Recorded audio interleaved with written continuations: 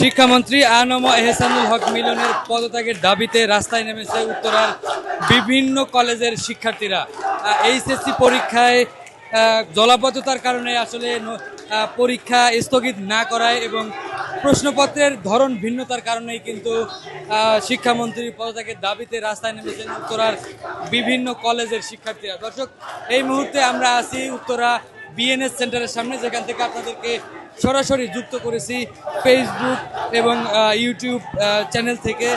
আপনারা যেটি দেখছেন যে উত্তরার বিভিন্ন কলেজের শিক্ষার্থীরা সড়ক অবরোধ করে কিন্তু আজকে আন্দোলন করছে এবং আমরা যেটি শিক্ষার্থীদের সাথে কথা বলে যতটুকু জানতে পেরেছি, তারা কিন্তু জানাচ্ছিলেন যে গত কয়েকদিনের টানা বৃষ্টির কারণে কিন্তু দেশের বিভিন্ন শিক্ষা প্রতিষ্ঠান পানিতে নিমজ্জিত হয় এবং এই জলাবদ্ধতার কারণে কিন্তু তারা দাবি করছিলেন যে সেই পরীক্ষাটি যেন স্থগিত করা হয়।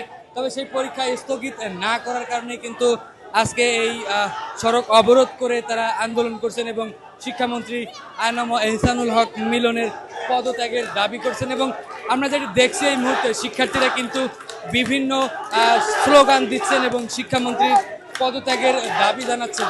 আমরা যেটি দেখছি যে সড়ক অবরোধ করে কিন্তু শিক্ষার্থীরা বিভিন্ন স্লোগান দিচ্ছেন শিক্ষামন্ত্রীর বিরুদ্ধে। শিক্ষার্থীর সাথে কথা বলবো এবং জানবো তাদের আজকের দাবিগুলো সম্পর্কে। যে আমাদের দাবি হচ্ছে আমাদের স্ট্যান্ডার্ড মানের পরীক্ষা নিতে হবে।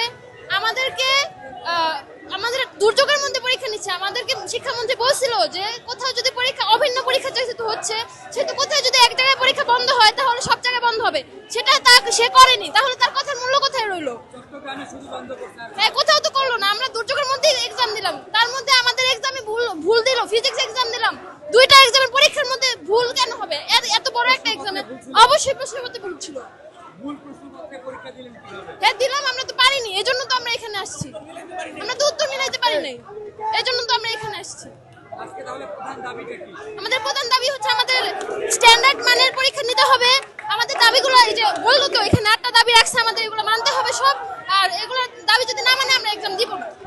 দর্শক, যেমনটি শুনছিলেন, একজন শিক্ষার্থী কিন্তু জানাচ্ছিলেন যে ভুল প্রশ্নপত্রে কিন্তু তারা পরীক্ষা দিয়েছেন এবং যেটি তারা বলছিলেন যে সেই ভুল প্রশ্নপত্রের কারণে কিন্তু তারা পরীক্ষায় উত্তর মেলাতে পারেননি।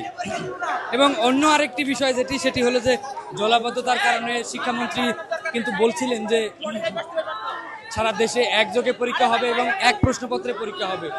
সেই প্রশ্নটি সেই হিসাবে চট্টগ্রামে যখন জলাবদ্ধতার কারণে, বন্যার কারণে পরীক্ষা স্থগিত করা হয়েছে এবং বাংলাদেশের অন্যান্য শিক্ষা প্রতিষ্ঠান কিংবা অন্যান্য শিক্ষা বোর্ডের কিন্তু পরীক্ষা স্থগিত করা হয়নি এবং জলাবদ্ধতা, পানিতে নিমজ্জিত অবস্থায় কিন্তু অনেক শিক্ষার্থীরা গিয়েছিলেন এবং পরীক্ষা দিয়েছেন এবং সেই সিদ্ধান্তের কারণে কিন্তু আজকে উত্তরা বিএনএস সেন্টারের সামনে